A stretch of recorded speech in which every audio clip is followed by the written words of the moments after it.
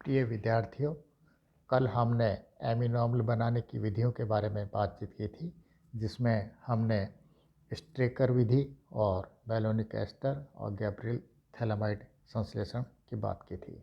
आज हम इसके अलावा और विधियों के बारे में बात करते हैं, जिनमें से एक है कर्टियस रिएक्शन।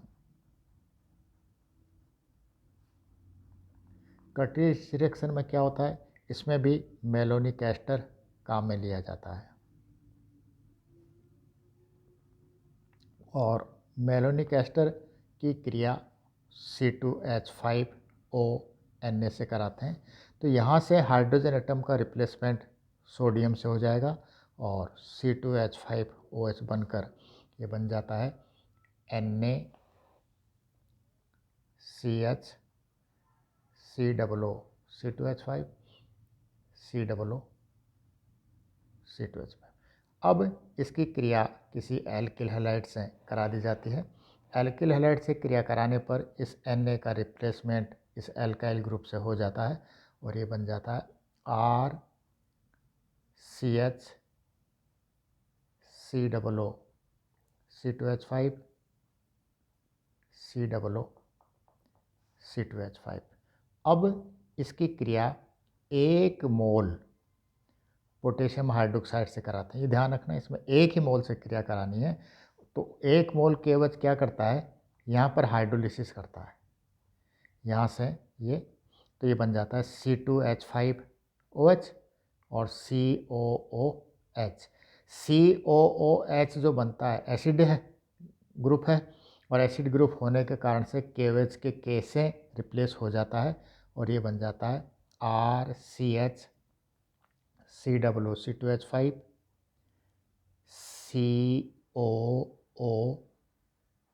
COOK। ठीक है। अब इस यौगिक की क्रिया हाइड्रोजन के साथ कराते हैं NH2 हाइड्रोजन से क्रिया कराने पर यहाँ पर देखिए जो COO C2H5 है, COO C2H5 में से यहाँ से C2H5OH बन जाएगा और ये क्या हो गया? RCH CONH2 और COOK। ठीक है। अब इस यौगिक की क्रिया कराई जाती है नाइट्रस एसिड से। नाइट्रस एसिड से क्रिया कराने से क्या होता है? 2 काम होते हैं। एक तो K का रिप्लेसमेंट H से हो जाता है क्योंकि एसिड है, और इस तरह से क्या बन जाता है? RCH COOH और यहाँ देखिए CONNN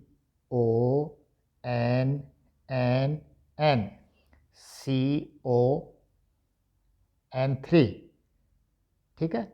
और CON3 इसके अलावा यहाँ अमोनिया और वाटर मॉलिक्यूल निकल जाते हैं। इस तरह से ये एसिड एजाइड बन जाता है।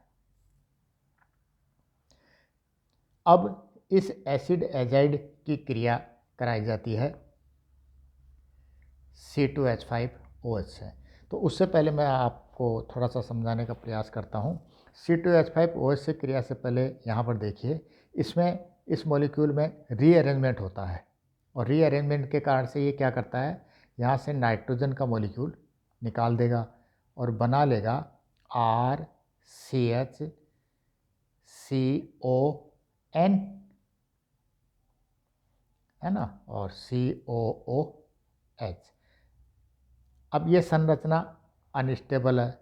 अनस्टेबल होने के कारण से इसमें पुनर्विन्यास हो जाता है और पुनर्विन्यास होकर ये बना लेता है RCH NCO।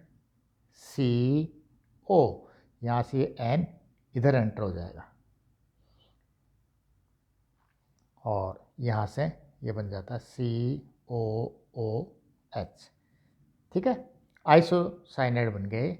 अब हम यहाँ क्रिया करा लें, जो हमने यहाँ C2H5OH काम में लिया था वो यहाँ पर C2H5OH ले लेते हैं। तो ये देखिए NH COO C2H5 क्या बन गया? ये CH NH COO C2H5 और COOH। ठीक है। अब इस यौगिक का एसिडिक मीडियम में जल अपघटन करा देते हैं। तो जल अपघटन से क्या होता है, RCH COOH और ये बन गया NH, बन गया NH2 एमिनो एसिड हो गए, प्लस CO बन गया CO2 और C2H5OH। तो इस तरह से यहाँ पर ये देखिए एमिनो एसिड का निर्माण हो जाता है। इसी तरह से हाफमान हाइपोब्रोमाइड क्रिया भी होती है। हाफमान हाइपोब्रोमाइड क्रिया में क्या करते हैं, यहाँ पर उसी का ही ये रूपांतरण है। ये जो वैसे देखा जाए तो ये जो है ना, यहाँ से ये हाफमान हाइपोब्रोमाइड रिएक्शन ही है, वहाँ अलग से देखने की ज़रूरत नहीं है। यही इतना जो पार्ट है यहाँ